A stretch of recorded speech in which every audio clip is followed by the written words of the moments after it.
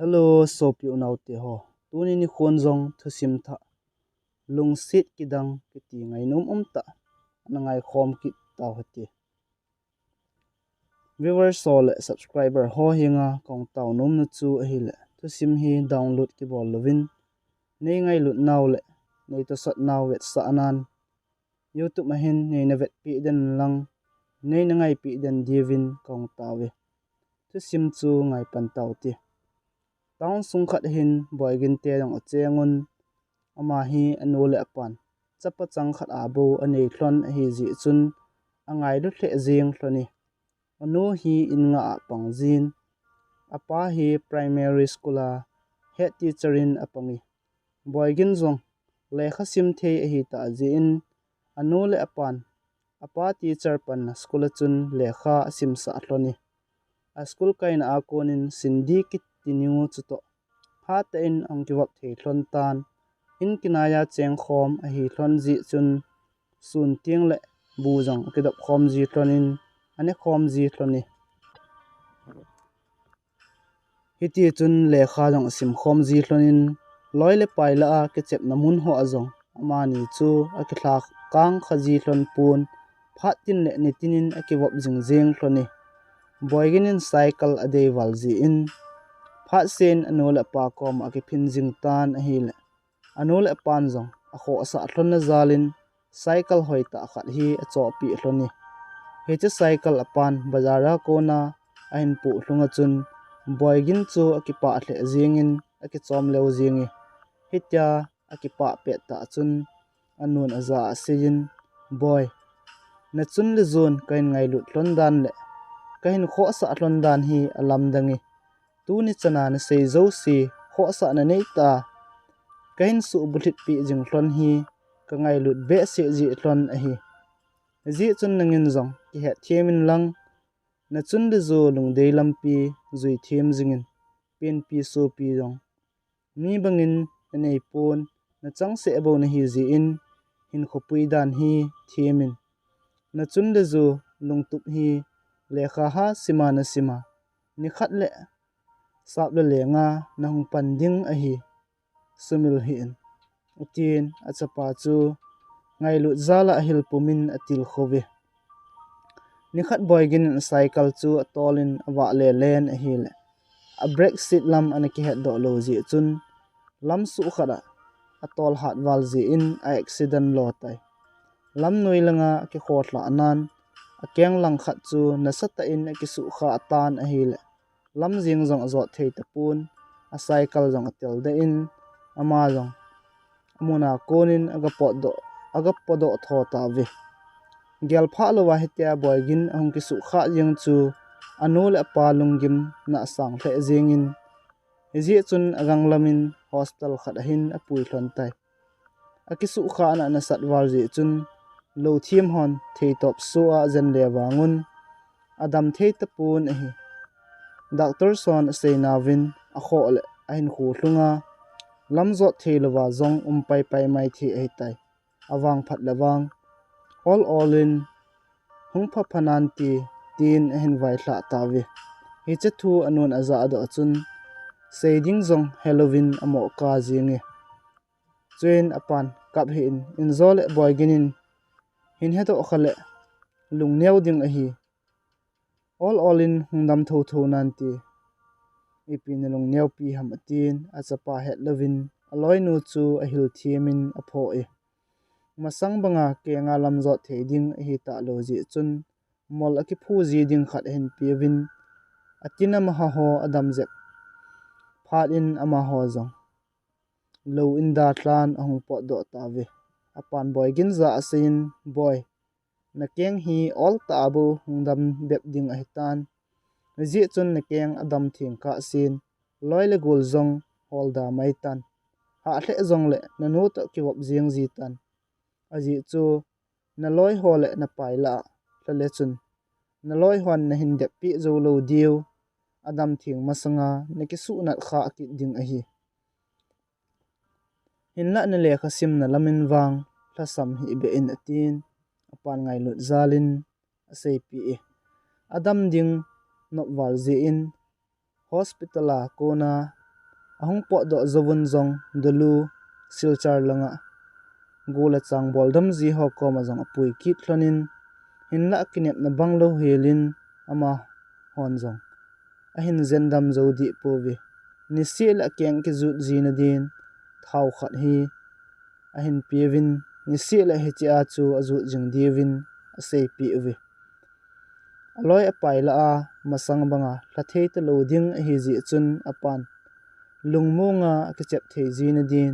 chapang ki chep na tampi a cho pi e hi che ki chep na zat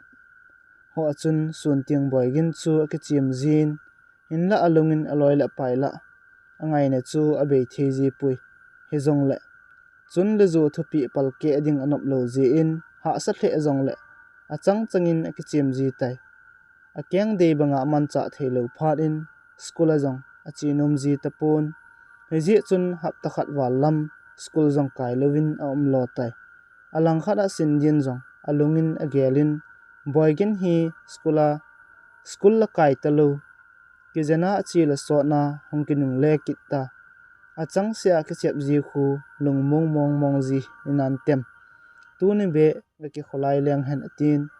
school ki khenin ama jong ki gongin agol pa boygin te in lam chu azun pheitai boygin te kel kot hon do a ka avet le boygin le tula pan garen yaw cha cha cho pi ho a achang sia na ki chep chu amudo tan chun aman jong nai lut in boygin idia skula jong hungji lo hitam nang hungji lo chu no mo ka sa ji dan atin boygin umlo hong asa dan thu chu aseye chun boygin in jong don bot in sindi keimi to kabang zo tapui loile paila a thladin zong ka thing zo tapui hichemol be hin ding zong ka ding jang thei tapui hiji chun ka chun le zun loile paila a thladin zong e phalthon tapui nom mo sa hi in eini zong ikiwap thailo ding a hitai tuan hung zong hi hedo thon le e pho lo thon ding a hi hiji chun chi jing tan atin sindi komin a seitai chun sindin dan bot in ha sa cha tuni chakhat ki hunga tu ta in kewang ka chi nom pui hechemol hi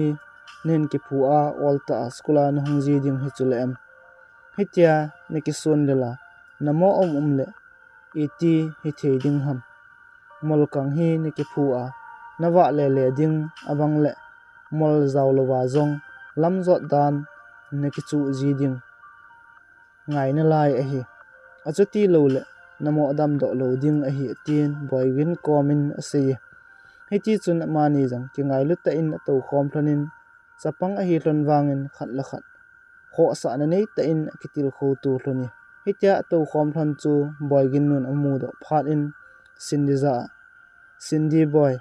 nang jong si jeng tan boygin jong akyang ka zut pi phat a hling tai ahung dam kit phat le numin ki wop kit thon ta na ti atin a hi le sindin a hin don bot in hanu nume hi jong leng le si na ka gol phapen boygin hi a ji iti adam phat le bo ka ki wop thlona adam mo phat le ka da thla jing ding ham ken a ki su kha na ding bol pungi hanu ka ki wop thlon ding neiza ada ho na tin ataw tai chun anon don bot kin aza boy thil zo si phat na dinga ki se a hi zoi phat khat la no man ki wop kit tho tho ding a hi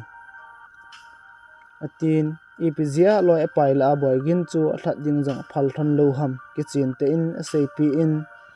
la sendin wang boygin to ki wop chu nom asa pen hi ji in achun de zo thu sei jeng jong angai kha thei tapui heti chun anu to ki thun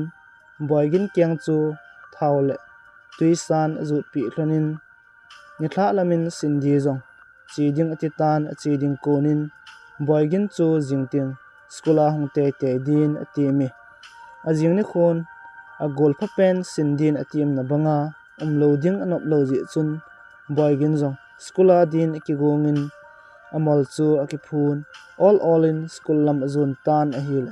lampi achun sindin ananga in akithlon phei hlon tai boygin achi hat thailo ji chun sindin a khut lang khat tu in all ta in school lam chu azun hloni school in agatlun thlon le aloi le apai dang ngol thet thut ho chun a keng bai ji chun an nui sat un keng bai pa tin a eng in ein ho tawe sindikom ki sanin zong mi hizat a keng dam ki uma ni che keng bai pa po chu to na ki vop ham zo tiang a keng nat na chu nangin zong ki la na tin nang ki san zong lam zot tu mo a na lo ding a hi tin a sei pi awe in la che tu ki sei ho chu sindin ki za mo sein boygin chu ngai lut na nei pumin a kho sa jingi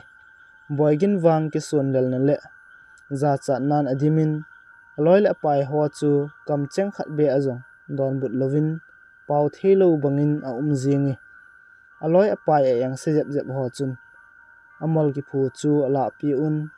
mol bejin lam hin zot o in ti mong mongem tin khotuna be hilin adai chawai uwe awal be se phatun sindi chu alung hangin boygin in i piu asu si na hitya chu mi a hilo lowana bol ham ama zong akyang bai nu ma bai ni hi sa ham atin ki senin a hil khat ho chun nui sadun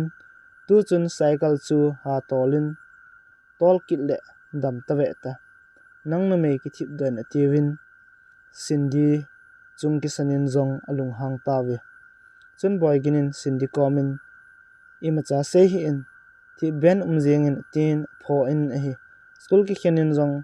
alam zot lai tin amol chu ape thla pi un a hi le boy gin chu lam zot theilovin a ki sep lu jingi hetia ki se thlu a amai nen de do a ki sanin zong anui sat kit na lai jun a hi le boy ginin apona hle jengin aza cha to hi le skula hung chu akisi hle jengi boygin jong all ta in enu agawa lut tan a hile anen de du ji chun anun ipin hung ti ham tin adongi hinla boygin in wang kam chang khat in zong anu chu adon but tapui ama jong ki gelin a hile awang sit na chung chu na hitia aloi apai hon abol zingo chu a thlasewalin pasal hi jing wangin ki tim zolovin amai mithlin atum jing tai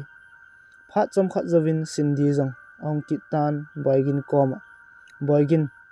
tunia na thil tu ho chu kg hi nei ngai damin ken skula hongin ka ti ji a hetabang thil ho chu na tu kha a hetai atin ki phalam ta in boygin koma ngai dam thumin a hile boygin nu chu ong ki senza in sindi nang jong hung hung ta hi in ka ti ni hi lo ham ijana ki wop pi te te ya boygin nen de do a ina hong vai lung thei ham kon ipn lo mong mong ham tin adong tai sindin jong ki phalam ta in thil su chung chang thu chu a sei pi tai chun boygin nun sindi chu ha pho in tu kal boygin koma hongkit talo tu kal boygin komin avelin zong hongkit ta hin tin a sei pi chun boygin in anu za sein heno sindi thiamona imacha ampui ama ji a in kong hlun the a hezoi atin sindi kho sa na nei ta a hin pui hlungdan thu chu anu sei pi in a hil anu jong kile phat lam ki in sindi komin ngaidam ki thum tai sindin boygin chu jingka ni thla sia exercise bol jing din atimin exercise abol hat zala kengnat na zong ahong dam thei ding dan thu zong sei pi hiti chun kon ipi sei han lang zatamin ton na beb in nei ta zong lew sindi hinwang agol pa boygin chu ada thadi pun kho sa na nei pumin akiwop pi jingi sindin ehil bangin akeng na sa the zong le jingka ni thla in exercise abol jing tan a hile anun ma ni se a thawa zu pi jingjal chun akyang chu ani tinin ahung dam zep zep tan a hi masang bangin chi hat thei te hi zong le lakhat zolamin mol bejin zong all in ahin zo thei tan a hi lam ahin zo thei phat in ama jong ki pa hle jengin anole apa kam chengin anole apan kam chengin hungdam nan ti tin sei thon zong le alung sung thlona kinep na ta omlo nunga hitia boyginin lam ahin zo thei jeng pha chun ki pa hle jeng thlonin a hi phat sot pi school kai lovin ta zong le nat na ji hi ji chun ahong chi thia konin a thain school zong akai ki tai masanga na kiwop ngai ji hlon bangin boygin le sindi chu akiwop kit hlon tan a hi le akipa the hlonin num asama ma jing hloni inna mi banga chi ha thei ta lo le hlai thei ta lo hi ji chun aloi apai pasal a I ang ho chun boygin chu anui si hleun ni si la eng in bo adai jiwi hitia aloi apai hon noi si ta bolu chu boyginin apona hle jiang jin hinla I alo theilo ji chun aki het mo sa bangin a umin a lekha sim ding bo thupi penin aki geli apa jong lekha thei ta mi ani hi ji chun apa akilon boyginin jong lekha he thei hle in lekha thim hle jingi lekha thep ji chun met so jong agol nu sin din ki do jin boyginin jong kho sa na nei pumin a hil ji akyang dam thing lo lai hi ji chun boyginin exercise bol jong anga di hi la yin hi ti chun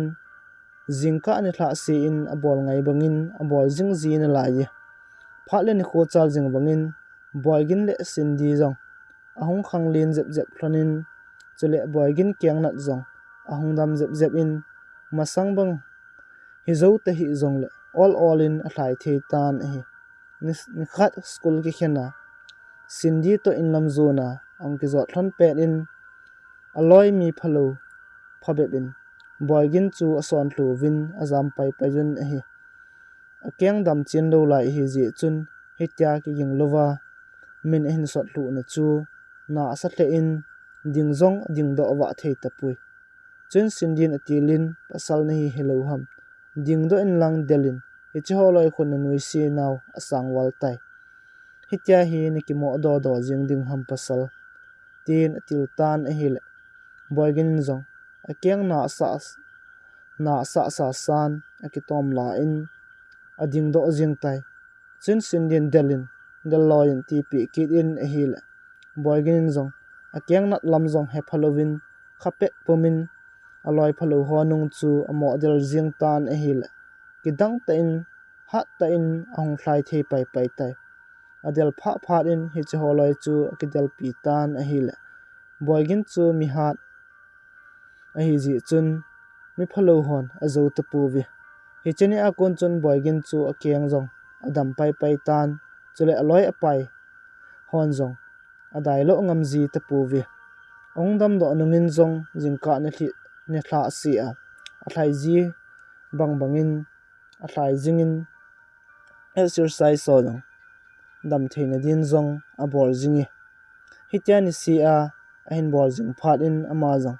adam thei che in a tha jong a ha che tai sports a ke thlai te na ho jong koi ma chan nung adel phazo ta pun hi phatle ni kho chal jing bangin kum le thla jong ke hijin sindi le boygin jong nunga gol thlang ahong hi hlon tan high school life enjoy hlon tai sindi jong nunga mel hin put phat in hoi hle in gol thlang tin chengin ama alo din pamai hin sapan ta ve film album director ho ke sanin jong a film bol na ho wa zaw dingin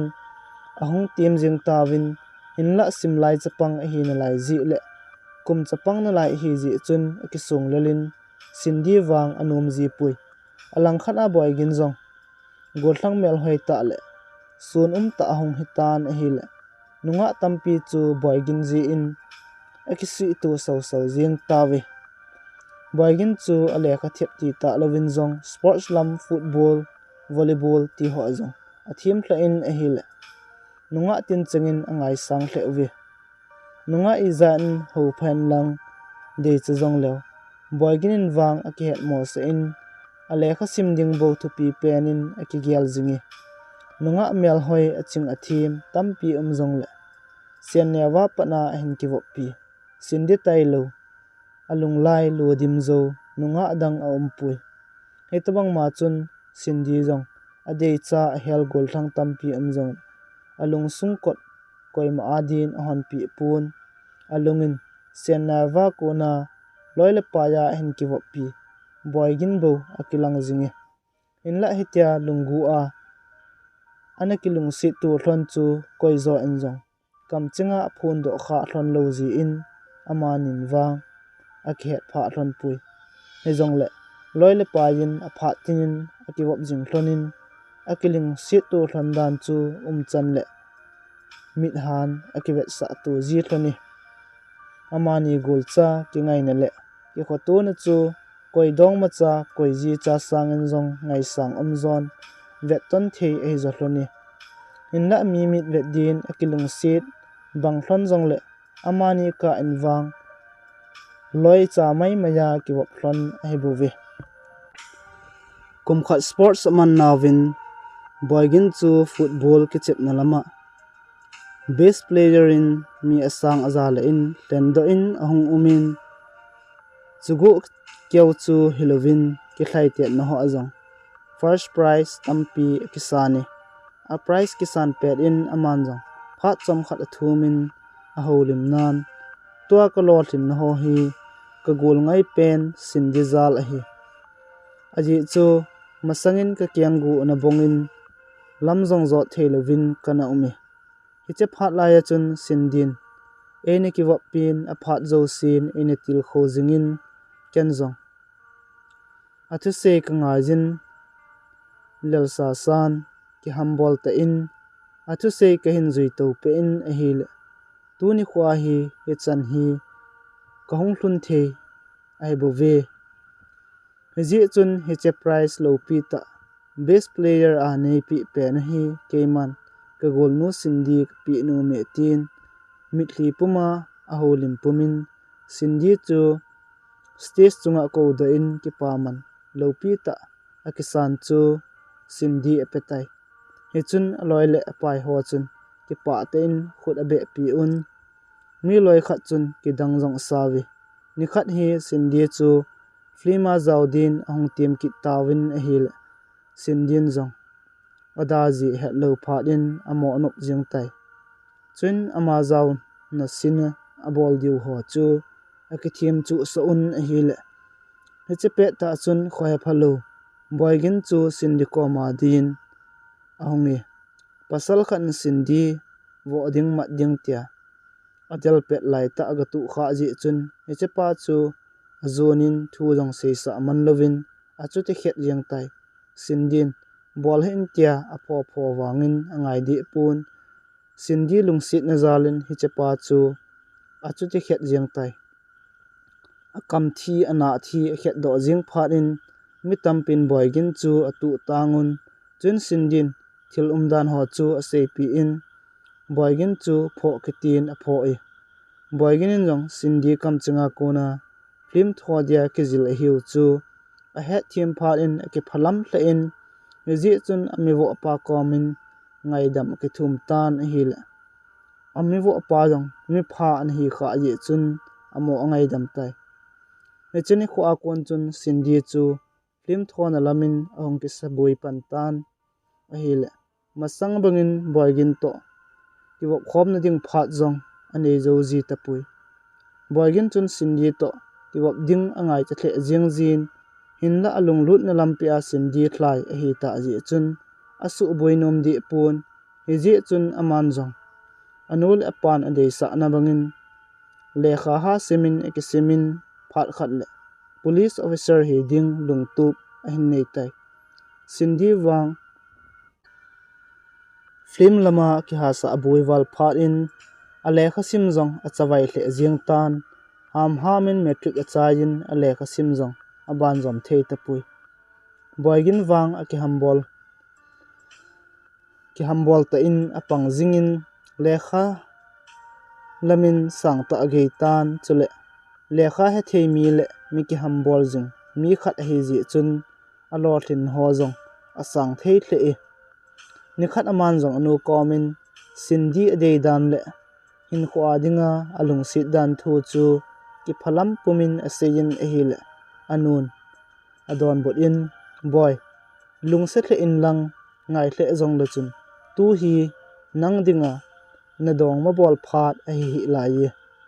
lekha sim pe na dong malama ki sabui mi chu lekha sim na lama ama char zo zi pui lungtup ki chi khat nge ya hichebo chu boipi a dial jing ding a hi thil ki ti chu a kop kop ma i boipi ting khat lang zo zo akithla sam khalo ji tai sindi hin ko jong khu ve temin lekha thiam thei ta hi wangin film album lama honglung lut phat in a lekha sim na lam achat vai lo tai heji chun nang wang na lungtup mun na hlun ka sin thil dang i ma cha boipi hi in a phat hong tho tho ding a hi ti pi in a lekha sim la ya kilung sit na hun sunga awa lu ding chu anun a phal pi ta pui boygin zong ania wa kona chun le zo thu se ngai ta mi a hi ji chun anu thumok bangin hin khu amang zo tai alungin ngai ton ni khat lawang sindi ke ya hong hi tho tho ding a hi kalung sit dan dan hi hui mu dingin zong ka phal pui ken wang ka gen the sa lo hil ding a hi atin alungin sindi akilang zingi ni khat postman pa akonin lekha thot khat hongin hi chu boyganin police officer akiji do zia calling letter hungki thot chu a hitai heche mu do phatun ama ho in sung chu ki pa nan abomin athanum thehle jengovi ajing ni khon ki pa zala ne khom na le taw khom na kin thupi te in agongun khosung mi pi zo si chu angki khomun akipa thehle ove a holim zo sen boygin chu akipa pi danu aphung do un chule boyginin anewa kona anula pa thu se ahin ngai dan le kitup ta hin khu hin manzala hi chan geya lotin na hin mu thu chu aphung do ovin boyginin officer ahung pan nung tiang zong le zule sa khamna the ho a kingol sa lowa kitup ta hin khu ahin manzinga chule khosung le veng sunga zong a onglai mun ho hu udima ahung pan theina din atil khowun chuin pastor palam kainan wang thum pi na le pa na zala an kong kilui ne khom na din tauna nei khom kit un chuzawun zapin ke pa ta le thanum ten an kong aso khom ta ve abune pet un boygin chu awa le len sindi chu hoya hamtin a hol le len a hil aning koi khada agol nu lamsi to bu anani hlon chu agamudo tai chuin aman ranga ho pin a hil sindin zong hindon buin as mi cha te wang ho ngam ngam zong ai ta pu ve tin a hin tot pa ye chun boyginin zong don but in ke lo thin na chu nang lo thin na bangin gyal jing tangu tin aboi ji chun ada thla pai pai tai hinla sindin epga boyginin hitia chu thu a hin sei ham a thiam thei pui delhi tol pi zona chi do masanga sindi koma alung sit na san dan le ngai lu nagil dan thu kamcheng khat be a seiding ati wangin abang le ama abuya abang le sindi aboi ki ji chun alunga lungsit na aseinum thugu ho chu aseiman tapun delhi tol pi zone dingin akipat do tai khat vedinga anun anatep pi na phat apal gal kai hi ta ji chun aman jong sindi lungsit na chu het sa sindin agel theile kichen na kin thing jong agang lama gon jing ding chu anumi inla phat le ni khon na tu ta lo ji in alungel chu phat chom khana din ai thei ta pui boygin jong delhi ga hlungtan ana to na jong atong pai pai tan hi mi hoi milin mi sang a hi ji chun police uniform a hongki wan chu kilom thlein hoi sel jingi a tribal mi ti ta lo win jong ti ta lo kol lewai nunga hoi ta hon jong boygin chu hoi asawin aza bol the tle wi adingin aching athim namdang nunga izat in tamjong le boyginin wang anam nunga alung sung lo dimjing sindi tailo koi madang hin khu adin agel thei pui sindi alung sit na le angai ji dan tho chu phone le letter mang cha seiding ati ji ting akisung lel ki jin heji chun kamcheng te in ki seinam ti tin asitimu na ding phat le ni khu chu lungsit nu munum na zalin asim sim jing tan a hi le phat chu asot hle jing na la ye hecheka ala chun alang khana sindi anei ten hitin film tho ho hung zaw zaw le in zol ki thla su khanti tivin heji chun pule pa chon ngai dolin chongmo thumin apu te nin zabel to thun akal sung tawi sindi te dinga zong koidang an hi lo ji uchun akinep naw bangin sindi chu mangcha adin apu ten aphalpi tawi ni phabep zawin alang langa kinop tu nan sa jong ani khomun kichen na ding ni khu tarik ho jong atep tawi heche thu boygin nun aza do chun phamo asa hle in boygin khan khoding agyal pi le agyal mo hle jingi in la i lo the hi lo ji chun pi gyal zong le pachum ding om tapui alang khana boygin in wang sindi jinei pai ding a hitai ti tu chu azado pun sindi melmu kal nga lalin in khu amang jing jing na lai ye sindi ki thla do ding thu chu boygin nun achapa het sa lo ding chula anum pun het sa ki ding zong alung na ding a het pi ji chun het sa ding le het sa lo ding chu alunga asai ka ka jing tai ki thla do na ding ni khu ahung nai tul tul jing phat in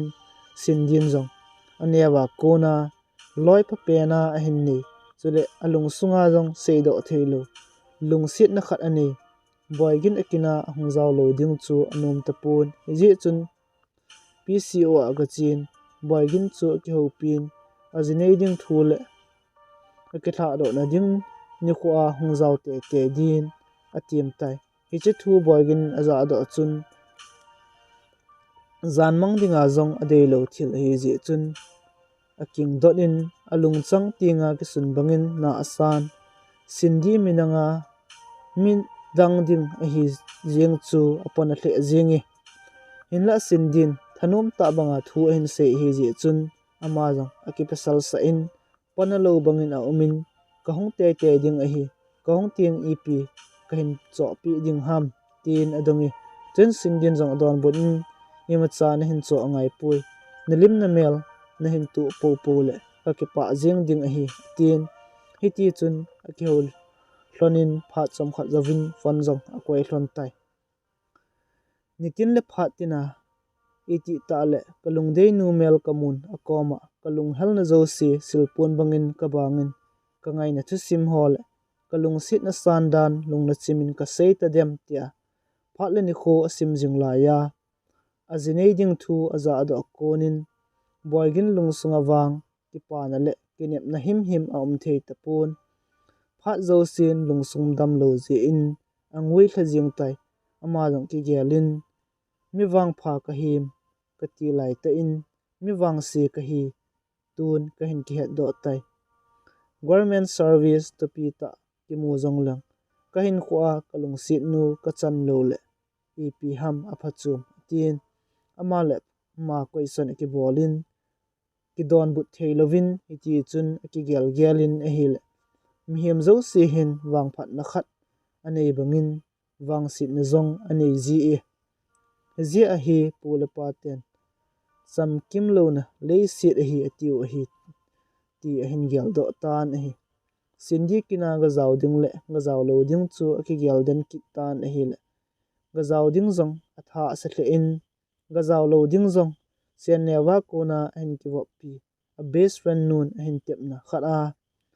zaw lo ding chu anom kit pun akinep na khat apal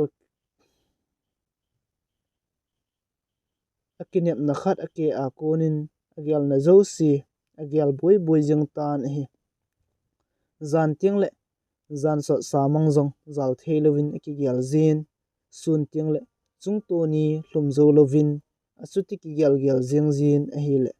ham wang si akisa hle jingi agol nu sana khang thla ni kho a zaw lo jing ding chu no mo san je chun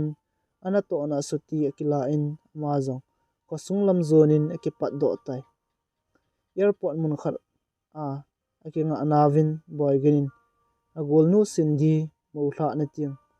choidin berlin ta khat hi achon chule thildang tampi jong achon bel sunga chun ahum dim set in hi ni thla lamin ama ho jong akinga na dio airport mun chu ahlung tawin he chia chun apan ama scorpio win ang puji lam thlungin apan na to na thu ho ain dong phei pe in boyginin zong apan hin do cha cha chu sei pe in masang lai bangin apawnum tapun hi boygin hitia ahong umjiang chu apan kidang asan akama seido lowangin ana to na mun langa boina tu jingjia ahin khu hi kipa zo lo hi din agiali khojin ding konin amani pa cha jong in aga thlung thron tan a inwa konin sindi ke thla na dinga hol in ki sa chu aga agal mun boygin heche ga mu do a kon chun thu ha sa asa the jingi in ahong thluna konin a thip chet jingin a hil anon ipga hitia chu boygin umjing hamti chu a thiam pai jingin in la pa chun boyginin hitita a sindi analung sit jing chu an he phapun loile pa ya ki vop thon mai majin bo anagiali zanin boygin chu leitula tawin hol in ki sa namun lam chu aven thaseta in aumi hitia chan ho chu anun gu thimin aven apu nat pi the jengin chule ama ji a hitia hi thilhung su hi atin thiemo ki chan hle jengi mitin no ma jan so samang azar zo nu wa zong boygin angol banga hitia leitula ato te te phat in no jong kapo do in boygin chu atlamonin ada sa san ahin puilut tai lupna chunga akizam jeng ta wangin alung sunga nopna him him om lo ji chun lingle khawla a umbangin I muthelovin akigyal jingjingi in khwadinga alung sit sindin jingkho hungwa le phungdang zona ada thla ding chu agyal le aphal the him him pon agyal zong le ha sa sa the jingi phat le nidan chal jing bangin hetman lovin jingkho zong ahungwa tan sindi ke thla do na ding ni kho chu ahung thlung tai mizo silung sung chu ki panan alu demin hinla koi ma het pha pi lovin boygin le no lung sung wang ka na le ta sit na ni kho zo ahung hi khatai jinka an jing jong boyginin ne anom lo phat in apan jong ipga hitia chu umhamtin achuti do do jing tan hi le anon jong thil umdan zo si chu sei pi tai apan jong achapa lung na chu apu nat pi the jengin hinla mi gol nop ni kho a hi ji in achapa hitia umjiang chu adei pun ji chun a hil to apho kop in boy idia numei banga hitia chu umjiang na him sindi chu ngai hle in lang I hle jong la chun pathianin nadinga agon lo ji a tunia hitabang thil hi hunglung a hetai nangle na no thiep mo jong a hepui phat khat le na gel pha lo sindi sanga na lungmon pi ding aphazo nungha jong na hin ke mu na lai ding a hi hin kho kiti chu khat veile nopni hunglunga khat veile ka ni zong hunglung ji hi leisit hin khwa chomcha sunga idei josi ichan theile ida deikip lal namun kiti ding ham idei josi la ki chang zo lova inei kham kham chunga lung oi ding hi athopi zo hi boy ha hle zong le gel thiemin tuni kho hi mi gol nop ni kho hin nang hiti hin hin sindi zong koi dang hello nang dinga nume hi zong le na gol pha pen khat he za na lung nat na le na thasit na chu na ki het mo sa ki pa ta banga hin kho na man ngai hi agol nop ni khwa nang hitia chu na le ama zong nop mo sa ading a hi hungin an hungnen e ho jong ki gung taw heti tin achapa chu anadin pui tai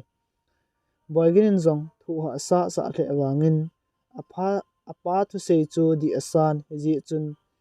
apa thu sei banga umdin ekigel tai muni azovin ama jong ki su thingin agol nu kina kitup ke ya zaudin thanom ta bangin aki gung do tai ho una aki khomun monu le mopa chu amasang langin to sauve sindi ziding pa mangcha jong boygin dinga ale khasim laya classmate khat hi ji chun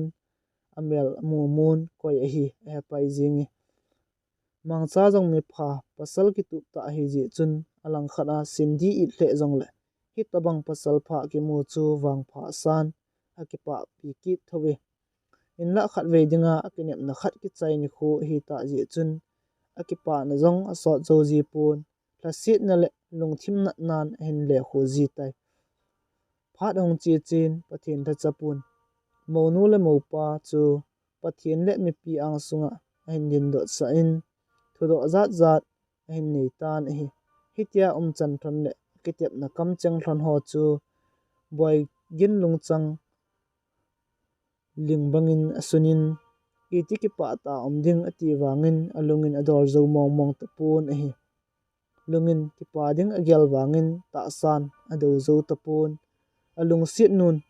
hongkinung le kit lo dia ada tha ding chu agyal le a het lo ka in alun hli abinga honglong thatan hi min e hin mudo khan ti ji chun aman zong amit hli chu gang ta in athi hul pai jingi pathian tha chapun thudo ho nei zovin hin khwa thina tailawa ki khen kit telo din kitep na khat anei sa hlonin heche kitep na hlon chu mina mu thei a hi jing na din hobung le kha khana nopna signature zong akai sa hlon tan hi chen pathian jang gop sa chu mi he min su khian hi hian atin chu zovin wang le ham thumpi na le nu pa he hlon tai ti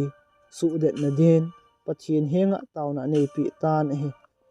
pastor pa taw pen in boygin chu pasal hi wangin kitim zolovin lun thli honglong thla jing tan hi le aman jong nop mo san in zola ke ji in min nop mo sa khan ti tin he ji chun tawna man ka in zam do in a inawa chang se in a umin lungna chimin ha kan aga kap tai amen kiti zo zowin sindian zong boygin to na chu aga agal vet in hile boygin chu ana tapui chu phat in aman zong ep ham khat lungthim nop lo na ani hi chu a thiam pai tai aji chu boygin in mi mit vet din ki pa bangin zong le chana kona chu akipa lo sindin tawna man masanga kona zong an he thiam sa hetai ho in ki khen in aman zong awan ho ki khel loi chalin boygin te in to ama ho in chu kinai hi ji in len khom ki pat masangin anga chi wa in hil in sungin boygin nu chu ana towi chen sindin jong ho pi pain heno boygin la em hoya hitam ept ham toni chu en khomandan anop tu hi be e ka gol thla ni khota hitia jing chu keidin jong anop thei pui tin sei tai chun boygin nun jong a hin don bot in sindi nangin boygin khu loile pai mai maya bo nagyal ding a hin in la man wang lungsit sang pena na le khasim thon la ya kona na hin lung sit a hitai ne lung sit dan tho ka kom a sein in la ken ne le khasim pe in zol de sai hin government service khat be nikimu ting all in hiti ho chu ngai tu na na ti in zole na lung tu mun lunglel khana ti tia kana sei ji a na koma lungsit na thu sei man lawa nangin tunia angdang koi dia na da thla le apu nat wala arum sunga khu ho thei bi thei lawa ki kul khup hai tai tin lungthing selin thil dan zo si chu a sei pi tai he che thu sindin aza da chun aking dot jingi aji chu aman boygin lunggu an lungsit jingwanga boyginin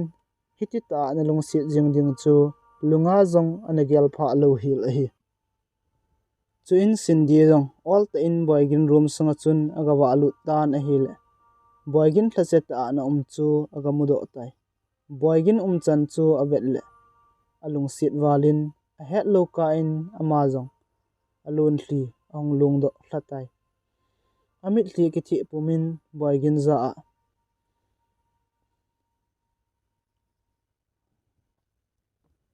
a I ti a amina na ko ziwangin hichini khu chun he o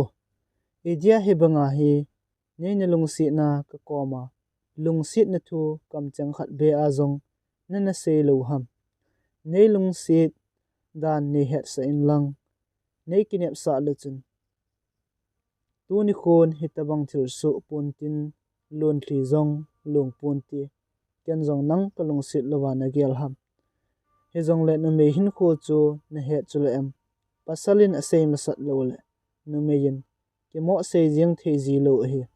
atin hi la lai na walin sei num cheng zong sei do thei lovin nu me lung thlom chu sen naw bang chan akap jing tai chen boygin adon bot in sindi ka kam changin ka lungsit na gil dan ana phung do zo hi zong leng ka khotu dan hol ka chanin zong ka lungsit dan he thona na ti na gel do lo hitam ke lor thin na chunang lor thin na hi tia kana sei chu sindi tuni khon wang na ngai hle ing ting nei hle zong leng i ba ka lo ding ham dam selin chi mai tan ti lo sei ding dang ka nei tapui e ni din phat zo si ki chai tai he zong le gel do zingin ke man ke nung sit na wang hi dam sung hin khu a ding mong mong a hi tin pasal a hi wangin a thu zo pun amit hli a ki thi jing tai hitia chuti ka jing hlon phat chun boygin nun no mo san he ji chun a kom hlon a hongin hiti chun hlon hi in mi hon e he do lew no mo sa diu hi sindi nang zong lung thlai selin chi jing tan boygin nang zong ngai hle zong la chun thado mai tan in sei tai chun boygin in zong anu thu sei chu anga jin sindi na phung chan nan hamjang phamai tan e ni thiam mo zong a hepui chung pathien jang gop lo zo hi bo ve na kyang nei na muna mi ji pha mi nu pha hong hi mai tan atin a thado tan hi chun sindin zong adon bot in he o ka ki pa e nang zong ke sanga na lung si ding nunga a hoi a pha a ching a thim hin ki mu te te din ke dong ga chi ta nge den khomin wang hung zau te te yo tin hi le boygin adon bot in sindi na mo wang sa hin lang den khoma zong kong zau lo ding a hi aji chu hung leng kalun thli het lo ka in hung lung do ki in tin chuting mi hon ke zia na mo sa adiu a hi ke hung hi zong leng ka thil pi awang hung hlung nan ti ka thil pi na mu ting paten ne ki ko in lang he che ka thil pi chu na mu ji ting ne hin gel do zin atin chun sindi zong ain ko ten ain ko phat win amaya lun thli akithi holin ki pa ta bangin a hlai do tai sindi gol tha ni kho chu amani dinga akilung sit tu hlon dan ho ki he do na ni kho ong he be ji in thil zo si anawai ve gam tan hi hiti hi ji chun sindi zong zapi mit mudin akipa abangin zong le alung thim thasit nan adimin a hi alang khata boygin wang mila azong zaw lovin a room sunga konin mi ho ki man cha dan chu agal ngai tho tan hi sindi mo thla ni kho zong ki chai tan boygin zong ana to na lama akinung le phat hling ki tai alunga ki pa na le kinep na lo phat in e ma zo si chu amo thasi sit jing tan he zong le anole pa til kho hat na zalin hamin detli tul pi zon dingin angki pat do ki tai alung sit sindin ada thla apat in hin khonop na him anei thei tapon e ma zo si agel le thasi nan azui jing tai nunga dang de cha na le hoisa na jong nei thei tapon hin kho chu nom lo ta in amang jing jingi ni thla khat ama jong alung thim anop mo wal ji in thiam khat be nom ki sajep em atin bar thupi ta khat hin agawa alut tai police officer khat hi wanga judon ji lo pa chun alung thim na pu lel war ji in thiam khat be kalung anop dom jong na tin zu chu khon khat khon ni aga adonin mi ho chan chu avele le tai kol nunga gol tang ho chu judon loi omun akidai loi alam loi achuti thlajiangun num asa thei hle uve aman jong mi ho om chan chu avele len a hi le nunga khat zu kham thena kolgol thlang khat to ki hot dit det a chu amudo tai ama nu chu amel zat chom zep banga moji chun aman jong hoiten aven a hi le mi nunga hete dingin aging cha e aji chu tribal mi le kol le vai ho chu gam sung khat in ki cheng khom jong le ilim le email aki hi na khat te te ji hi mi nu me hidia agin moji chun ama jong ki phalam te in achin aga ho pin a hi le nunga nun jong khamde edu in pawa in don bud e mi a hinai tia ti headset phat in ama jong ki gelin a hi le mi nu me hitia jiang chu adei mo hle in hitia anam nunga khat ding chun a phal the him pui azu kham to ki sim nama a sexy thet ki to hi le kol le vai la a ki da thla po po le thilpha so lo ding a hi tin heji chun hechinunga nu pui do ding dan chu angai tu tai nunga nu chula kham wal ji in a thlule le jingin abang le kolpa bana chun ki khai leo jing ji e chuphan in boygin jong akom aga chin kolpa komin nunga nu hi kapui ding a hitai awal be se aga tin a hi le kolpa chun in don bot in ama hi ke dia ka dong manu a hi ken abuina omle ki thu pi na nge tin a hin don bot e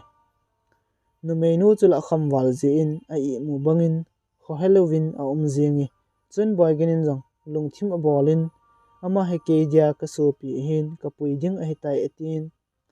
kolpa ahlung han phat in ai kar ho chu avet sa in a hi le police officer khat hi ji chun kolpan jong ain za bol dom tai hiti chun ana nain hichenunga nu chu akar sunga hin heng lut in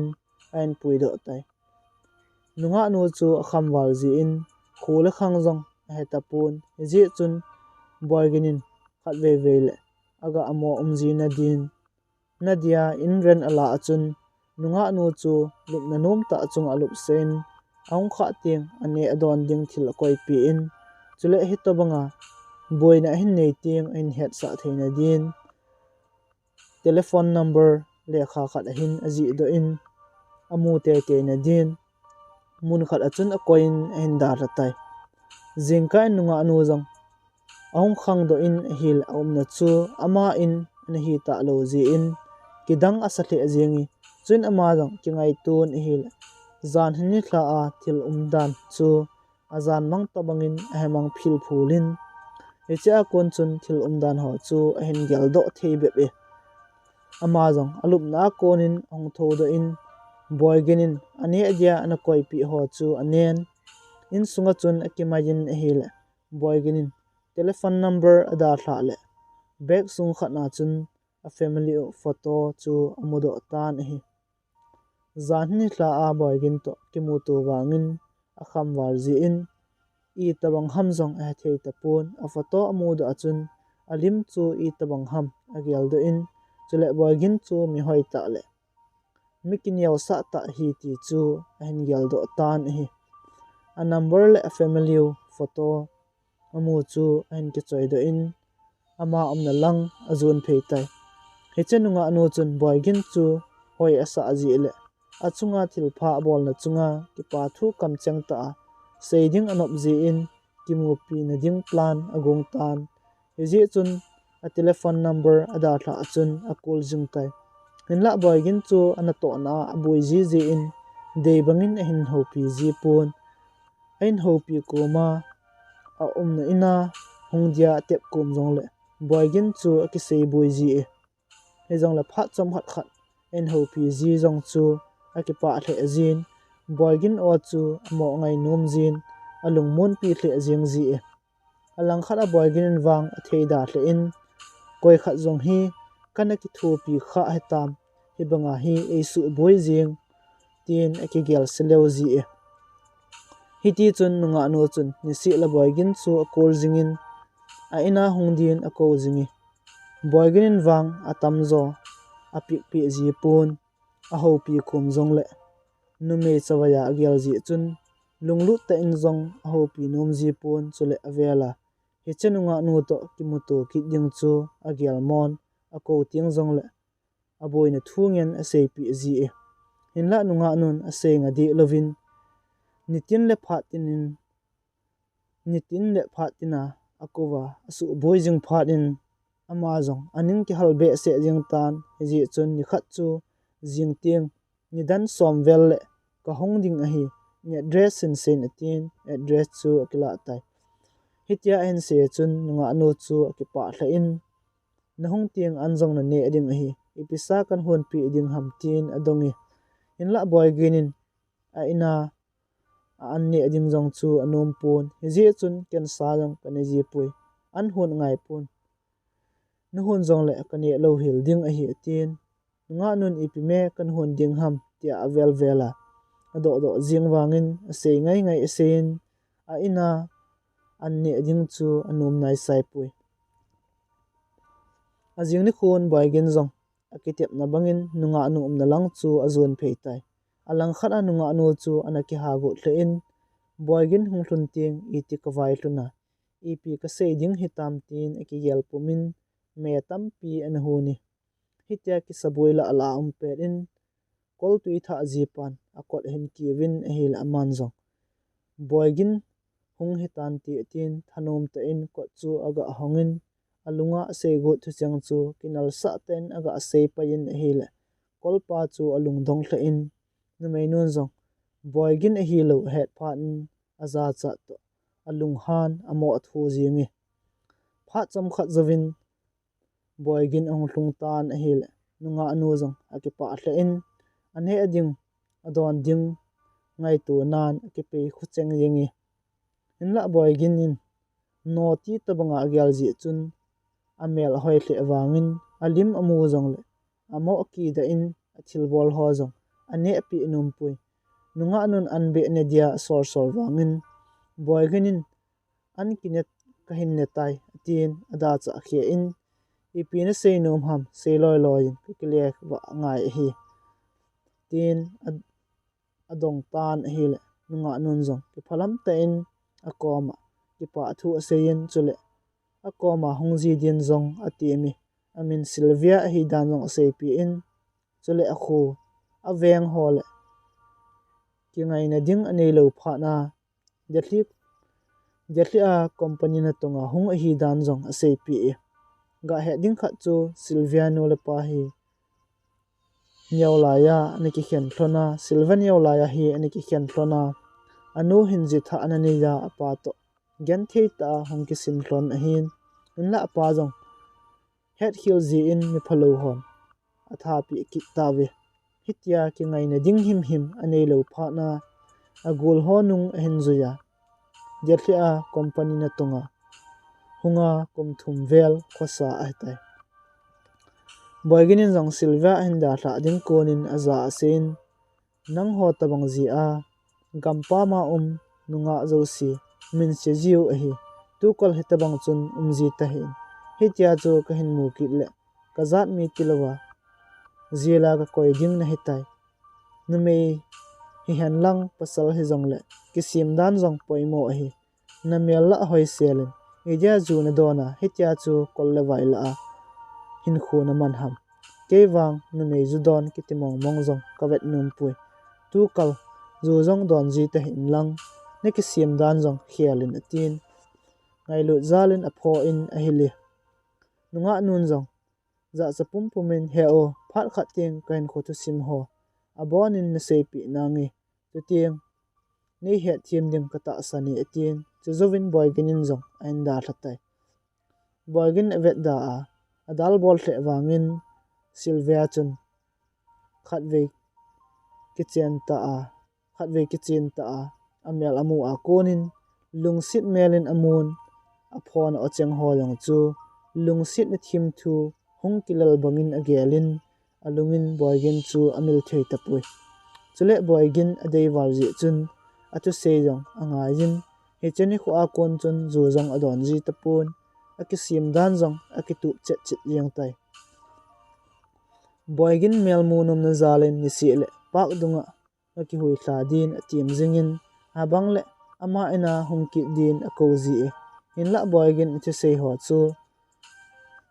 na sa in zong nei pon aboina thungen sei pi ji Sylvian wang boygin chu adei war ji in a family photo wa ama lim dan ta chu achanga umting anga akis ji na lai se de alang khana sindi loi pa mangcha jong government da noya na tong hi ji in delhi tul pi a transfer and bol tawin loi nu sindi en ki puin gurgaon langa a thon tai in la boygin chu kisin gar langa hi ji in a hi ji le mun chom chi anatong ei thon ji in a ki ha phapu ve Sylvian boygin angai ji wal ji le aso mai mel amu nom ji wal ji in a on ting za cha na le ki phatlam na jo se pai thlan boygin te ho office langa chun anga chi jin boygin aga ki mu pi ji hi chan ge ya Sylvian alung sit jing wangin boygin avet da hle in hitia aloi apai la a ahung hol do ji jong chu aza cha hle jing ji boygin in jong pha chom khat a dia suti amu pha nin a kholamu azun tai apot do nungin Sylvian ahung hol ki in a hila a gol pa sein a konin boygin chu a khosung lam zonin a chi tai ti chu a thiam tai aman jong boygin a dei war ji chun a in sung mi te le a khosung mi te jong amu nomin e ji chun na to na suti ki thumin boygin te wang kholam chu nalung na na go te ding a hi ti kiniam pumin azun tai Sylvia chu boygin te in aga hlungtan hin la boygin chu silonga ni khat ni aga ki hui thla pa ji in ana hlung hi lai Sylvia hlun zo azing ni khon boygin zong a kho hong hlungtan kyal ko na ko na anu ki pa ta a ko pe in anu le pa Sylvia chu in sunga konin ahung pot do tawin ahung lam tu uve hitia gel pha lowa Sylvia mu do achun kidang asan azan mangham ati zong la ata chu anahin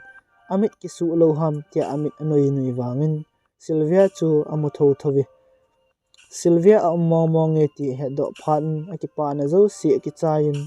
lunghang ta in sunga wa lu tai hitia Sylvan nasata a alung sit na boyginin achuti vet da jing chu anole pan kidang asa the jing thlonin boygin chu thim mo chan thloni achun de zone achuti oi mo jing thlon phat in aman jong Sylvia bara gamu do a khamdan hol akisim dan thu chu lunghang ta in anole pa komin asejin Sylvia chu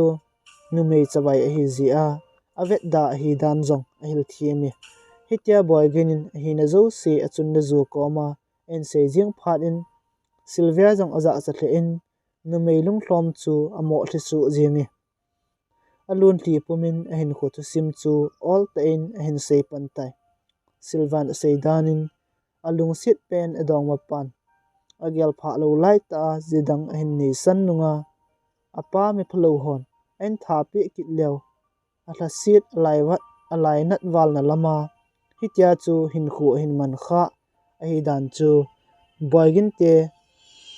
komin aseyin a hil thimi chule boygin a hin mu do a kona ein khomandan hungki demo a hin khotha a hin mandan thu jong aseyi hitia thil zo si im nei lowa ein se jinga konin boygin nule panwang Sylvia chu numei lung thing lung sit ta hi chu a he thim pai jing thlonin hin la boygin in wang ep sei wangin avet dana abe theidi pui anul apan ha pho thlon wal ji chun anul apa mit mun phathe cha chan a ho pi jinan in la anul apa lo ting Sylvia chu patian jong a ho pi num ji pui nikhat boygin jong bazara ga chi gon a hile Sylvan anung chu azui ki gu hin la boygin apui num pon a hile anon na pui ding a hi ati phat in anop le ada ke bangin amo pui tai apui jeng wangin bazar sunga chun akhan pi num pon eje chun mun khara ada thatan hi boygin ada tha phat in Sylvia chu achi kha na lo hi zi in su na ding zong a thei tapun hiti chun amo wa le tan hi le mi phalo hola in aga wa lut khatai mi phalo ho chun aman govin Sylvia chu a hinjal tawin a hi le Sylvia zong athani sunin ahung zamin azam to apen athu jing tai Sylvia pen gin chu gala konin boygin za do phat in ama zong a theidi tapun ezi chun Sylvia o chu aza na langa chun a hlai phei tan a hi le mi phalo hon su sit jing tia hinjalo chu amudo tan a hi le aman zong apona thla in alung hang thla zingi chuin aman zong mi phalo ho chu akidel pi in boygin chu mi hat kidel thim a hi ji chun mi phalo hon alon ji heta povi mi phalo ho to akidel chain ima cha jong cholovin Sylvia chu thip chenin ahin kinung le pi kitai lampi achun Sylvia comment sein nang ji ami to kina alo a hi atin thim mo chani Sylvia chu ki phalam hle in ahlun thon phanin aki su kha an ho chu asu thiang pi in lo le ai ho zong anu pi e zanin boygin zong leitola to na ki do chunga chun atowin pha chi sa sindi to alen khom thon lai ni kho ho agelin lunghel ta in a umi hita pha chi sangaya ki gel jing pet in Sylvia chu akoma hung towin ong ho pin a hi boygin in zong Sylvian and do chan chu adon bot in la paunom be se lo bangin Sylvia thu sei chu amo ngai mai ma ye pha sot pi to nung thlonin Sylvian jong ki phalam pum pumin lungu a lung si dan hole ama hin mu do akona hin kho ki khial na zong a hin nei thei dan thu chu boygin kom a seitan a hila boygin angai num hi be zengin ji chun Sylvia koma lungsit na thuwang ka komin avelin seida mai zengin lungsit na lamin kalunggel ka pethei tapui aye chu ken kahin khuwa kalungsit hi ni khat do hin hinla amanu chun tun eda thatai hecha konin lungsit na lam hin thanop na zong ka nei thei tapun lungsit melin koima chamong mong zong ka mu thei tapui atin pha chi sa sindi to anaki wap phondan hole aman analung sit dan chule sindin het thiampi lowa phungdang na zot thudan ho chu sepi in ehile ne chu thu Sylvan aga aza do a chun a khoto na le alung sit na sang che che in haji chun aman jong he o hiti ho chu na hin sele ka hin lung sit na le kain khoton akibelap che e pha chi sa ngai lo koiba ki ding ham hinla pha chi sa ko ki thelo chu inung gel gela ipi phachum ding ham he o kenwang nen lung sit jing ing ting nen ki pa sa jing nangi atin alung sit dan hol ngai lu dan thu chu nume hi wangin achuti se jeng tan hi le boygin chu honglung hangin seita hin katil idian seite te ham e chan se jong la chun apachum ding a umpui gang chelin ki chi da inlang nei da thatan atin ano do tai Sylvia zong za cha ekisa to ahlasit to hil amo ka thla jing tan amit hi pumin insung awa lut in ahli su jing tai hitia Sylvia pha chun boygin nule panjong ipg a hitia chu hung hamtin adong tonin a hil Sylvia chu alai nat walji in alunggel angai tu jong ase do thei tapui ji chun amanin jong boygin komin achi hlonin boygin chu adong hlon tan a hil boygin in jong anole pa koma thodi asial gu ngai lo ji chun lungthiang selin thil dan zo si chu asei pi tai chun anon zong a oimon min chubanga ni lungsi na idia hitia chu min ho ham nang zong phaten ki gelin min nang zala kinep na tha kahin ne ya hin khu tha kahin man ki thei a hi ati chu ne het lo ham miam hin khu hi lungsit ji a zong chi khil thei se thei a hi ama ahunga kona in sung cha le zong ki jang khai mong jing atin anun aza a sei chun apan aza a sei kin boy mi te chun hopi zi hi in nilung sit lova nagyal thelo a hi ta azong le a phat phat nan kamdam onemin sepi in lang lado azon hitia chu mi bol lo hil ding a hi mi hem khat la si na chan kha le i hin khu a ham lawang zong kinei thei zi lo a hi atin hiti chun thu tampi a sepi hloni achun le zo the sei chu boyginin thibbe chan anga yin hinla Sylvia chu adon di pui Sylvia hlaseta a amji chun boygin nun atopin atlamuni Sylvia jong amit thi hol phan in ama ho jong nomin zan so samang azal tawi hinla Sylvia wang lungthim ki chol do theilo ji in zan khowa in i mu theilovin a umlo tan hi jingkhowa in Sylvia jong chi dingin akigong tan boygin nulapan akham kham thon wangin chi dingin akigong te te ji hitia asat la la phat uchun boygin jong ai mu thei tapun ahung ki thodo in ahil thilso umdan chu a hethiam tai chuin apan aza a hin sen boygin Sylvia achi ki gotai nangin khamin hintin chuin boygin jong ki kialin ahil ama ji a mi thlaseta a achi jiang ding chu anum thei tapun ji chun aman jong Sylvia komin ai pui phat hi ti chan chu kanalung sweet lo ji a ka hin eng bol jong na hi pui nei hin lung sit na hi ling la khawla ipal ting ading det zo na diam tia lung ka hin vet le tun wang kg anagen theina zong asang waltai na lun tli zong tampi alun do lo tan hiji chun keman zong ka hin ve zo ta pui nei ngai damin boy ken zong in khu adin ka hin lung si ni atin anol apa masanga chun athlamun je dang het lo je in lung sit na thu amo sei jing tai hitia gin chat pha lo hela boy ginin lung sit na thu in sei jing wangin Silvan ata san thei pun hiji chun chi dingin akigong te te ji chun boy gin abek chu asa thla pi in idia ka thu sei na ta san lo hom ka hin lung sit mong mong na hitai atin a koi jing tan a hil Sylvan jong a hin ta san tan amit a konin ki pa na mit hi hong lung thlatai he cheni a ki pa chun Sylvia le boy gin jong dam sung hin khwa ki khen lo din lung sit hin khu a hin mang khom thlon tan hi Sylvia to hong ki nga ya Sylvan khotu na nei ta hin bol jing phat in boy gin in jong Sylvia chu a hin lung sit che che in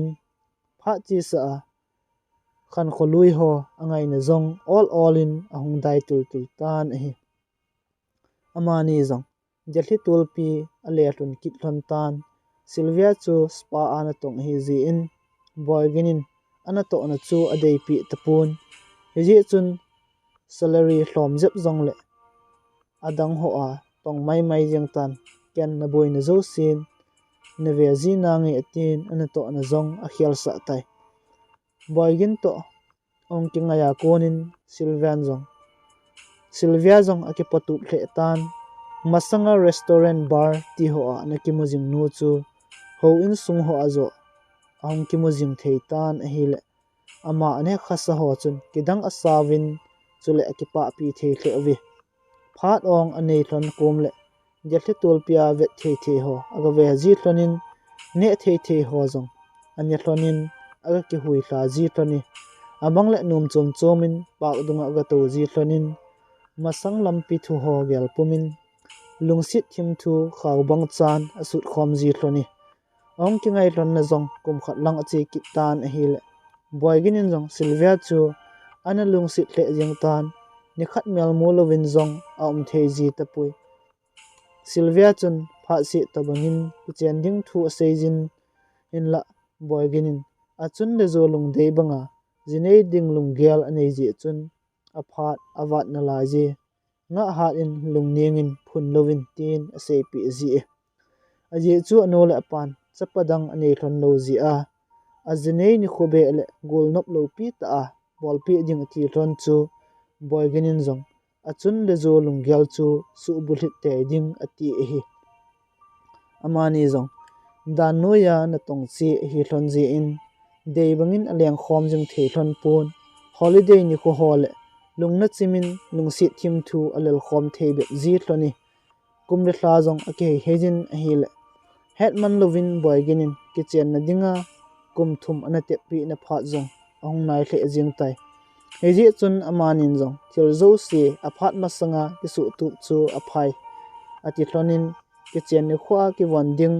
mowan ho zong aboi pi pan thlon tai hitia lungtu mur surim lungkiniama anga ajing thlon lain nikhat silvia chu kino ta in boygin koma ahung thlai lut in anato ana kona in ahin zot le amasanga gari lien khat in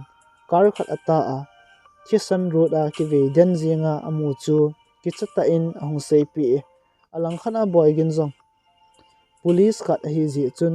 pet in chursu chu ong khe sa pai tai boygin zong aloi chapang phabek ki pujin gari accident mun lam chu azun pai tawin ahil kolle vai tampi chun gari hlai le na dingmun ong lo levin an kim velun cinema vet in ana vewe chun boygin te hon zong mi pi chu khin dal sa un gari sunga ki sukha ho chu adom do tawin ahil koi madang an hi pun ahin khuwa asu mil thelo alung sit pen sindil ajipa chu an hi thloni sindi mel amu chun aking dot zengin angol bangin seiding bolding he thelo khobin ati akithing levin ahi ama honjong accident tu te ni chu aso thamun ahil wangsit na chung hi zongle wang phat ten sindi chu hopi the himong ta hi zongle ahin na hai na hu an na lajin inla wangsit ten mang newwang ahin khu an tapun ahi chuin ama honjong agang lamin ambulance ko phejun pak hospital ki timun chu thi delin adel tawe sindi zong ain khu abei loi wangin sindi zong ahin khu abei lo wangin akisu kha ana nasat warje in thi lehen ki ka in tan ahil boyginin athu lel hle in doctor son ajendam te na divin atawin chule bol theidang nei lo ji chun pathin hingin ataw pi zingi anato namuna zong permission akila in sindi chu a pi dingle ave tup ding mi a thailo ji chun aman a pin officer khat hi zongle gan theite in azan nga tan hi officer lo thu lovin lo le ai ngai cha zo si lading in boygin chu doctor son sot tol le in among tawin boygin in zong thaselo helin zo chanin pan alai kap the ka wa khai the a khai pi wangun sindui chu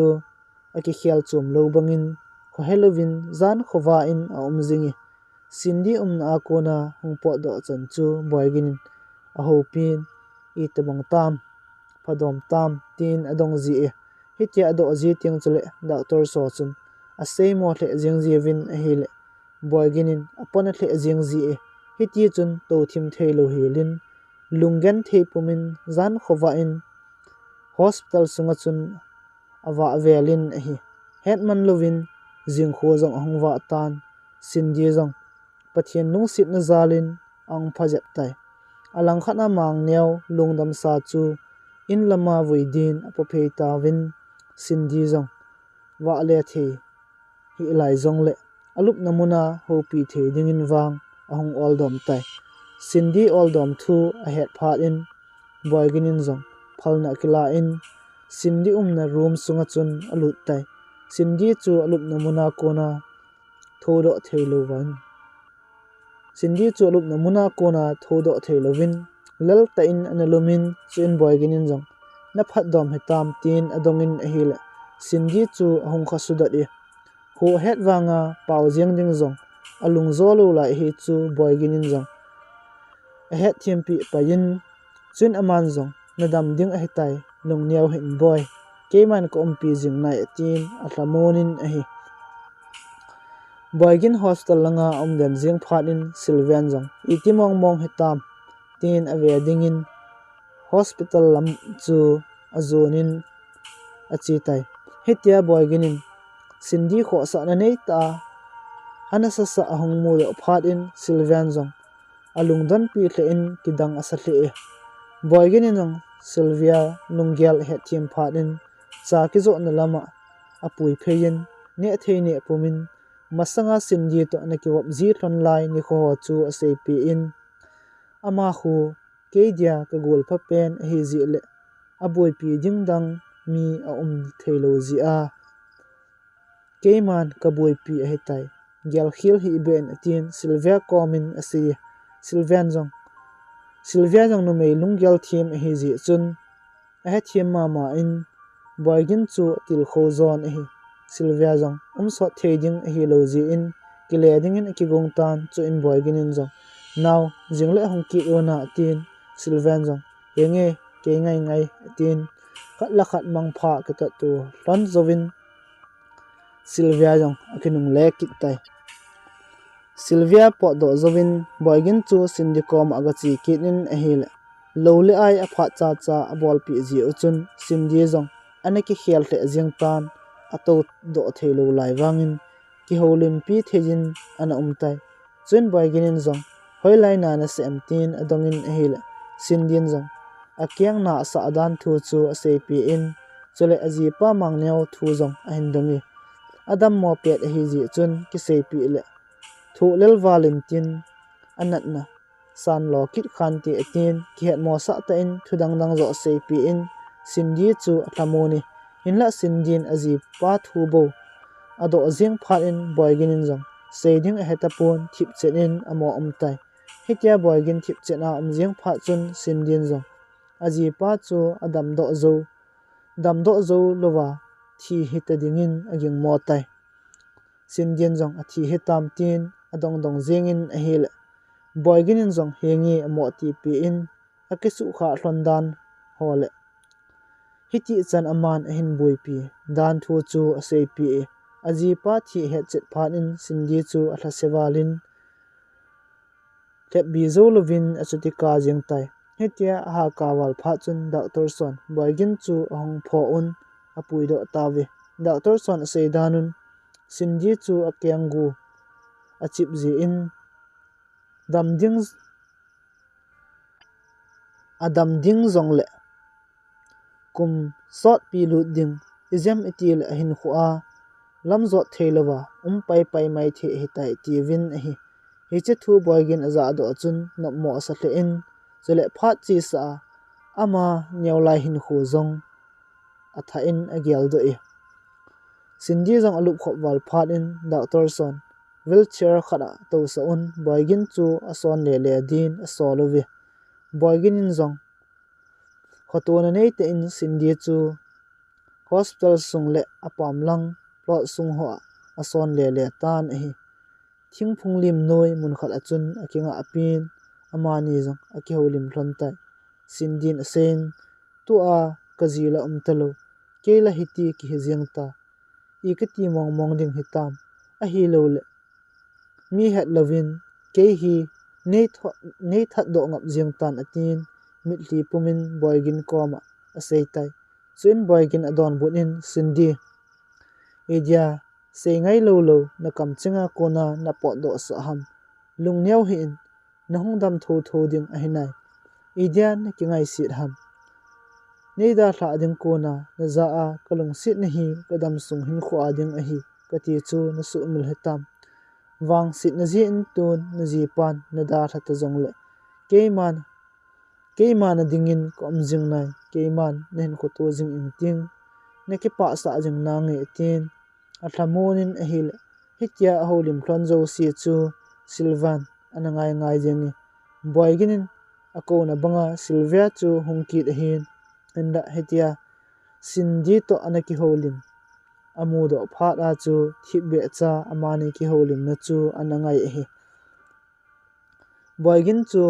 analung si sa he jongle aji pan ada thla til hi to ama adam lo hi ji chun i macha lunggel jong anei thei pon boygin lungsit na thu izat ase wangin sindin wang kinep na him anei lo dan thu chu ase jingi hitia ki holim thon pet in sindin mithlung chun amani ki holim na chu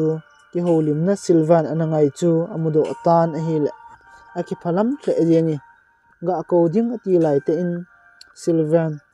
Sindin a hin mu do het phan thaseta in azam mangtai chun Sindin jong boygin komin Sylvia amu thu chu asejin ama chu koi hamtin adongi boygin jong lung thing selin thil umdan zo si seipi in chule Sylvia sanga ama alung si zo dan thu chu a hil thimi inla Cindy wang ki sundal nan adimin ke zinei sa long ka hitan chule ka hin khu I ti ding ham ti jong sei the ki hitalo edia hi chi ho thu chu angol banga ka koma na sei ham gyal zong gyal ta hi in Sylvia chu phaten ki ngai pin lang ki chen pi te te din amel zong ke sangin a hoyin ain ko thi sim ho zong lung sit a umi chule ama banga na hin lung sit ding ki mu ta pona ti pi in la boygin ama chu alang khat anunga azong aina lajin ke sanga alung sit ding goldang zong hin ki mu nan ti nangin wang ke sanga na lung sit ding le na ngai le ding koi macha na ki mu lo hil ding a hetai chule ken zong nang banga ka lung sit ding tu ni chanin koi ma ampui umjong umkhit ta pon ti atien hiti chun ki ho tu theilovin akinil nil thani achai chai nan Sindin ipi la khat ve Sylvia chu to nei ki mu tu sa in atin boygin jong anop pi in chun amani jong ong ki son phei khit hlon tai ajing ni khun Sylvia la Cindy jong ki mu tu hlonin chun Sindin Sylvia chu boygin to hong ki cheng te te din awai thla e Sylvan jong adon butkin golnu na sei bangin boygin chu keiman jong kalung se the ajengi hinla aman nang banga alung sit ding hechalen na sit le chunga hin koi macha ampui nang thu hi ke ko ma zong ana se jing sa ahin tun hin ki mu kit tan na da tha zo him him ta pun ti ken lung sit le ing ting ngai the jing zong leng ahin khu idia ka su boi pi ding ham kalung sit khat chu akipa na ding a hi pole alung thlaina lampi a ke jong ka chi jing ding a hi tin heti chun boygin chu bazara thil ki zu hodanin ngailu zalin akipetu le le jing hlon tai aki ho thla theil hlon lo hil phanin Sylvan jong ipi hele uboygin ko hitin amazo se chen sa jing tai hiti ama se che chu eni jong inop jing ding a hi tin e hele Cindy jong anomin chun amanin jong boygin chu a ko hlonin alung gel angai tu chang seidin asol hlon tai boygin jong Sylvia avet le lung sit in Cindy avet kit le lung sit nan adim kit in a hi le khat zo zo ki hlen ding chu ha sa asa hle jing tan heji chun alung gel in seido theilovin aki gel den zingi khatenin jong anga alwal hlon phan in achutino no jing hlon tan a hi le boygin jong ki phalam pum pumin alung gel hiti hin en sei pan tai mini ki su thei ding ki hi hen lang a hi lo jong le danin a phal hele nani thlona ki chen pi jing ding kanomi aji chu nani thlona hi kalung sit ma jing a hitai hin la kha zo zo ki hlen te ding chu a hi ta ji in hin se mai tangi tin a thip chet kit tai chun Sindin jong seiloi loi jo Sylvia tilachun hejiangi an tin hitwang ma chun Sylvian jong Cindy tilachun ki chai hita chu atin an chutino hlon tai chuin boygin jong a sei ban hen zom kin in Sylvia hi atil abula chu kana vet da kana thet a hin in la man e lung sit warji a atha sit ding kanop he a ka hen ki ngai pi le e khotu na le e na lung sit na ho zala ke man jong ka hin lung sit ma jing a hitai hin la Sylvia hi nunga thiang sel a hin la jin genda tha jong le alung sit ding mi ki mu tho tho ding ka ta sani ama wang Cindy hi genda tha leng ke banga alung sit ding mi ki mu zo lo ding a hitai heji chun ke jong ka kyang nat la ya e na pui hui ka gol pha pen le ka lung sit pen Cindy hi ken jong tu a amanat na a hi pui hui ding kanomi Cindy hi min e de mo pi ding jong le keiman wang ka ke thlen zotai Sylvia now lunghang hin lang ka chungin thlase hi bein ken zong ka hin lungsit lo zong na hi di pui hi zong le alam lungzo lo ding chu hi mai jing tai ke ji in thlasin lang nen kholui chang atha in phongdo kit ta hi bein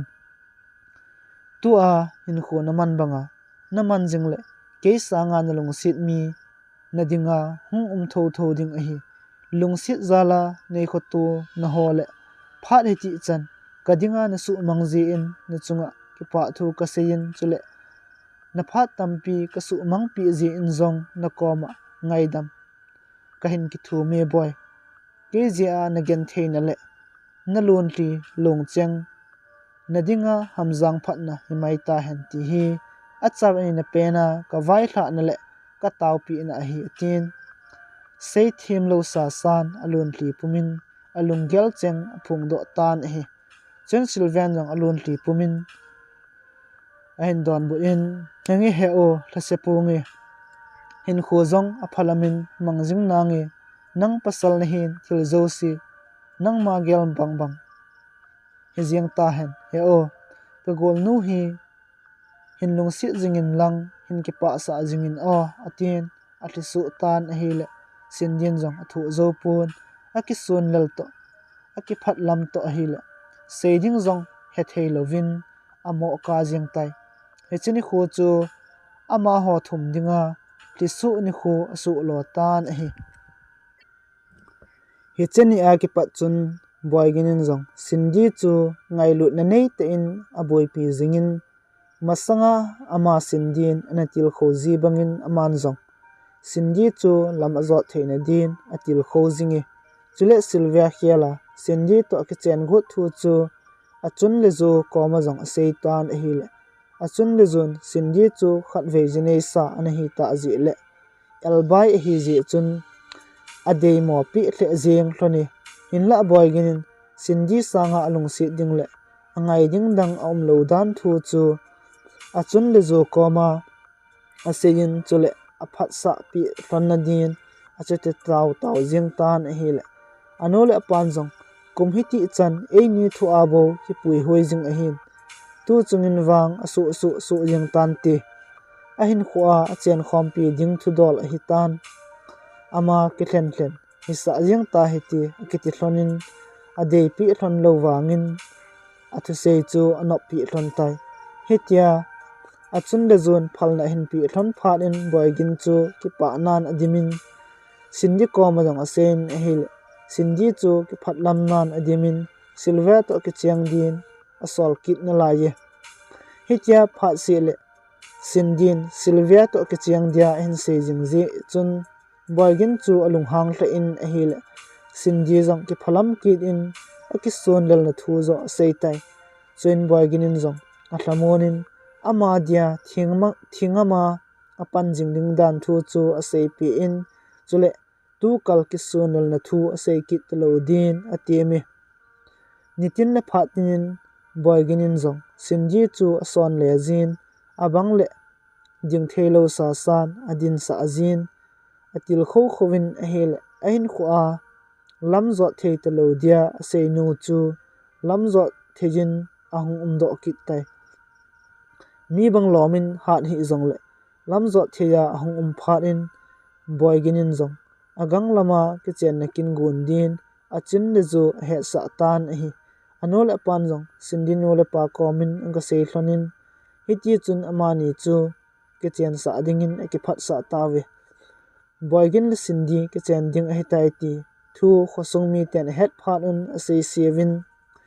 boy gin ngol dan Sylvia chubang mel hoya alung sit to ada thlan sindi jineisa sanei thelo khat akichen pi go e kewang ama to bangin officer khat heleng nupi samala nunga azong avalli tailo akichen pi lo hil ding a hi tivin boygin chu ngol asa thei hle we hitia khosung mi ho tu sei chu sindi no le pan aza do hlon phat in nop mo sa hle jiang hlonin heji chun boygin no le pa komin